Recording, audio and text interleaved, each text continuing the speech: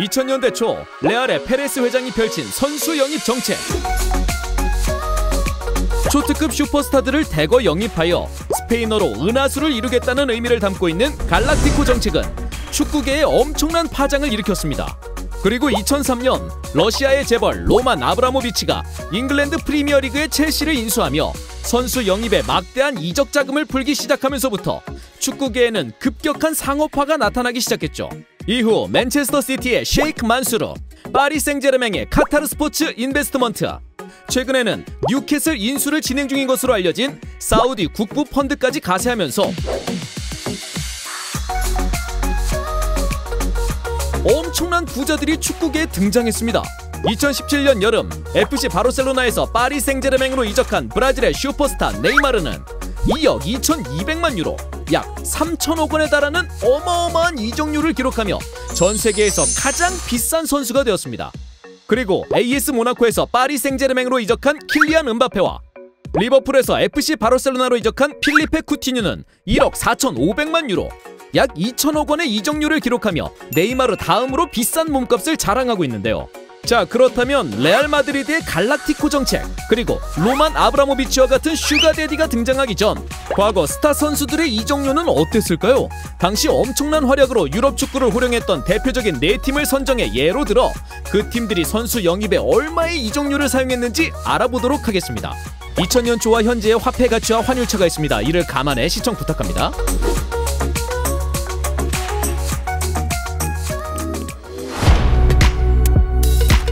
03-04 시즌 단 한 차례의 패배도 허용하지 않은 무적의 아스날. 38경기 26승 12무의 성적을 거두며 프리미어리그에서 최초로 무패 우승을 달성했죠. 19-20 시즌 막강한 전력을 뽐냈던 리버풀도 리그 무패 우승 기록에 도전을 했었지만 왓포드 원정에서 3대0으로 실패하고 말았습니다.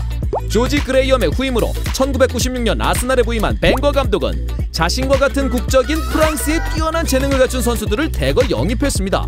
먼저 킹 앙리로 불리며 아스날의 공격을 책임졌던 프리미어리그 역대 최고의 공격수 티에리 앙리를 1999년 유벤투스로부터 영입할 때 발생한 이적료는 약 220억 원이었습니다. 요즘 같은 시대에는 이런 선수를 영입하려면 기본 2천억 원 이상은 필요할 텐데 매우 적은 금액으로 보이지만 당시에는 이 정도의 이적료도 매우 파격적인 금액이었습니다. 그리고 AC밀란에서 영입한 역대 최고의 수비형 미드필더로 꼽히고 있는 파트릭 베이라는 약 73억 원, 마르세유에서 영입한 천재 윙어 로베르 피레스는 약 134억 원의 이적료가 발생했다고 합니다. 이외에도 스웨덴의 적토마로 불린 프레드릭 융베리는 약 61억 원, 브라질의 파워풀한 수비형 미드필더 질베르트 실바는 약 94억 원, 코트디부아르의 철벽 수비수 폴로 투레는 2억 5천만 원, 오른쪽 풀백 로레는 137억 원, 독일의 수문장 얀스 레마는 48억 원의 이적료가 발생했고 조지 그레이엄 감독 시절 영입했던 데니스 베르캄프는 약 154억 원의 이적료가 발생했습니다. 여기에 토트넘으로부터 자유계약으로 영입한 솔 캠벨과 유스 출신 토니 아담스, 그리고 애슐리 콜까지 더해진 아스날은 잉글랜드 프리미어리그에서 49경기 연속 무패라는 전무후무한 기록을 남겼는데요. 아스날이 앞서 언급한 선수들을 영입하는 데 사용한 총 이적 자금은 약 960억 원에 달하는 금액이었습니다. 당시의 화폐 가치는 이보다 더 적은 금액이었으나 아스날은 다른 빅클럽들에 비해 꽤나 돈을 많이 쓰는 팀이었는데요. 그럼에도 불구하고 현재 네이마르의 이적료의 3분의 1도 안 되는 금액으로 구성한 스쿼드가 저 정도라니 정말 현재 선수들의 이적료가 대폭 상승한 것을 볼 수 있겠습니다. 예나 지금이나 바이에른 뮌헨은 독일 분데스리가에서 독보적인 존재로 자리매김하고 있습니다. 최근에는 8년 연속 분데스리가 우승을 차지할 정도로 그들의 독주는 쉽게 멈출 생각을 하지 않고 있는데요.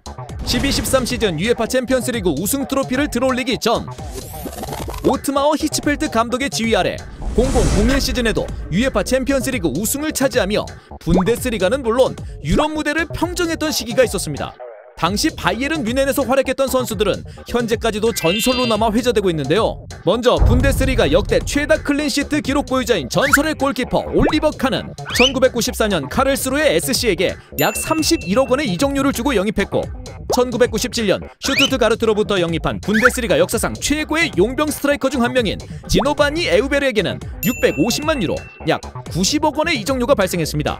독일 역대 최고의 미드필더 중 한 명으로 꼽히고 있는 슈테판 에펜베르크는 1990년 보루시아 멘헨글라드바흐에서 약 27억 원의 이적료를 주고 영입했고 1994년 피오렌티나로 약 51억 원을 받고 이적시켰죠.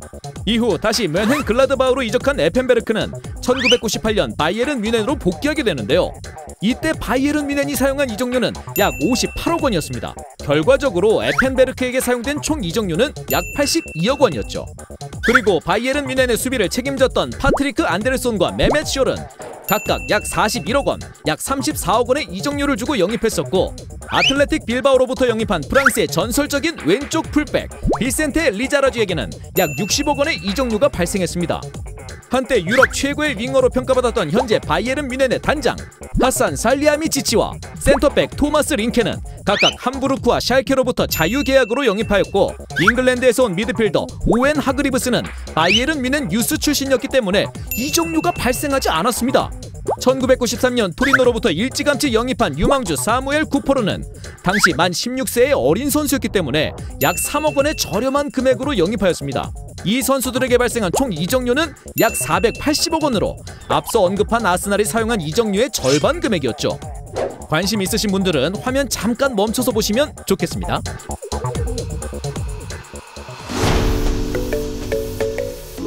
한때 이탈리아 최고의 명문 클럽이었던 AC 밀란 1980년대 후반 전술의 혁명가 아리고 사키가 팀의 기틀을 다졌고 1990년대 초반에는 파비오 카펠로 감독의 지휘 아래 세리에 A를 호령했던 오렌지 삼총사의 맹활약이 있었습니다. 그리고 2000년대 초반에는 아리고 사키의 제자 카를로 안첼로티 감독이 밀란의 전성기를 이어가는데요. 4-4-2 포메이션을 기반으로 한 아리고 사키의 컴팩트 풋볼을 응용하여 미드필더 선수들을 다이아몬드 형태로 구성한 4-4-1-2 포메이션을 주로 사용했던 안첼로티 감독은 구단의 전폭적인 지원을 받고 강력한 스쿼드를 완성시켰습니다. 먼저 02-03 시즌 주장 완장을 차고 팀을 훌륭하게 이끈 전설적인 수비수 파올로 말디니와 오른쪽 풀백 알렉산드로 코스타쿠르타는 AC 밀란의 유스 출신으로 이적료가 발생하지 않았습니다. 이들과 함께 수비를 구성한 오른쪽 풀백 카베르 칼라자는 약 220억 원의 이적료를 주고 영입했고 라치오의 핵심 수비수 알렉산드로 네스타에게는 약 426억 원의 이적료가 발생했죠. 골문은 크루제이로에게 약 19억 원을 주고 영입한 브라질의 골키퍼 디다가 있었습니다. 이들은 탄탄한 수비를 보여주며 AC 밀란의 02-03 시즌 UEFA 챔피언스 리그의 우승을 이끌었죠. 다음해에는 브라질 오른쪽 풀백의 전설 카프를 자유계약으로 영입했고 이어서 라치오에게 약 144억 원을 주고 영입한 야프스탐이 합류하여 철의 포백 말디니의 네스타, 스탐, 카프의 말네스카 라인을 구성하기도 했습니다. 그리고 미드필더 진영에는 약 110억 원의 젠나로 가투소, 약 234억 원의 안드레아 피를로, 약 309억 원의 클라렌스 셰도로프, 약 569억 원의 후이 코스타가 다이아몬드 형태로 구성하여 탄탄하고 짜임새 있는 조직력을 자랑했습니다. 이후 2003년 후이 코스타의 대체자로 상파울루로부터 약 117억 원을 주고 영입한 브라질의 엄치나 카카는 06-07 시즌 UEFA 챔피언스 리그 우승을 이끌며 발롱도르를 수상하기도 했죠. 최전방 투톱에는 디나모 키예프에게 2,391만 유로 약 329억 원을 주고 영입한 우크라이나 폭격기 안드리 셰브첸코와 유벤투스에서 약 497억 원을 주고 데려온 위대한 골잡이 필리포 인자기가 팀의 공격을 이끌었는데요. 가투소와 셰브첸코를 제외하고는 모두 안첼로티 감독이 부임한 후 합류한 선수들로 안첼로티 감독이 02-03 시즌 UEFA 챔피언스 리그 우승을 차지하기 전까지 사용한 이적료는 약 2,200억 원이었습니다. 그런데 이 금액이 지금으로 따지면 킬리안 음바페와 필리페 쿠티뉴의 몸값과 맞먹는다는 사실. 세상이 참 많이 변했네요. 자, 마지막으로 잉글랜드 역대 최고의 명장 알렉스 퍼거슨이 이끌었던 맨체스터 유나이티드입니다. 1986년부터 2013년까지 총 27년간 감독직을 수행하며 얻은 트로피는 무려 38개로 맨체스터 유나이티드를 매 시즌 정상의 자리에 위치하게 한 퍼거슨 감독은 98-99 시즌 리그, FA컵, UEFA 챔피언스리그 우승을 차지하는 3관왕 트래블을 달성하면서 영국 정부로부터 기사저기를 받아 경이란 칭호로 불리게 되었습니다. 당시 맨체스터 유나이티드에게는 퍼거슨 감독이 직접 양성한 많은 유스 출신 선수들이 팀의 주축이 되어 맹활약했었는데요. 게리 네빌, 데이비드 베컴, 폴 스콜스, 라이언 긱스, 니키 버트 등 퍼기의 아이들이라 불린 이 선수들은 현재 맨체스터 유나이티드의 전설적인 존재들로 남아있죠. 그리고 퍼거슨의 뛰어난 안목으로 영입한 여러 선수들까지 함께 맹활약해 주었는데요. 현재 레스터 시티의 골문을 지키고 있는 카스퍼 슈마이켈의 아버지인 골키퍼 피터 슈마이켈을 영입하는 데 사용한 이적료는 약 10억 원. 퍼거슨 감독은 피터 슈마이켈이 보여준 미친 선방들에 비해 그를 매우 저렴하게 영입할 수 있어서 기뻤다고 말했었습니다. 그리고 노팅엄 포레스트에서 데려온 프리미어리그 역대 최고의 미드필더 로이 킨도 850만 유로, 약 117억 원의 이적료로 비교적 저렴하게 영입했죠. 네덜란드의 전설적인 수비수 야프스탐은 약 234억 원, 노르웨이의 센터백 헤닝 베르그는 약 103억 원, 98-99 시즌 리그 득점왕을 차지했던 드와이트 요크에게는 약 265억 원, 에릭 칸토나의 대체자로 영입한 앤디 콜에게는 약 132억 원의 이적료가 발생했습니다. 1997년 은퇴한 전설적인 공격수 에릭 칸토나는 리즈 유나이티드로부터 약 24억 원의 싼 가격에 영입했었죠. 몰데 FK로부터 250만 유로, 34억 원을 주고 영입한 현재 맨체스터 유나이티드의 감독이자 한때 슈퍼서브, 동안의 암살자로 불렸던 올레 군나르 솔샤르까지 가세한 맨체스터 유나이티드의 공격진은 매 경기 폭발적인 득점력을 자랑했었는데요. 퍼거슨 감독이 당시 이 스쿼드를 구성하는 데 사용한 총 이적료는 약 920억 원이었습니다.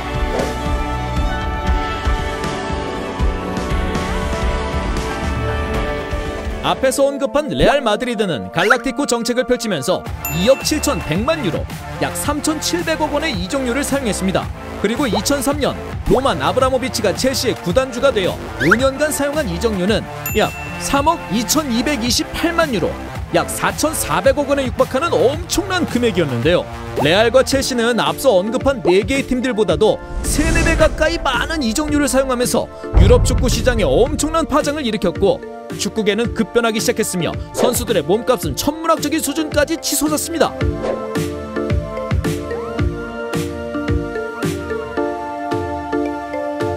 현재 축구계에는 부자 구단들이 막대한 이적 자금을 통해 재능 있는 선수들을 대거 영입하여 강팀으로 군림하는 약육강식의 형태가 이루어지고 있는데요. 하지만 지난 15-16 시즌 구단 사상 최초로 프리미어리그 우승 트로피를 들어올린 레스터 시티, 포르투갈 커넥션으로 승격 2시즌 만에 강팀 킬러가 된 늑대 군단 울브스, 그리고 19-20 시즌 막강한 공격력을 자랑하며 세리에 A에서 돌풍을 일으키고 있는 아탈란타 같은 언더독들의 등장이 많은 축구 팬들의 환호를 받고 있습니다. 영원한 강자란 없습니다. 그리고 강자의 자리는 돈으로 쉽게 살 수 있는 것은 아니죠. 이러한 언더독들의 활약을 통해서 스포츠의 진정성에 대해 다시 한번 고민해보는 것도 좋을 것 같네요. 지금까지 터치비였습니다.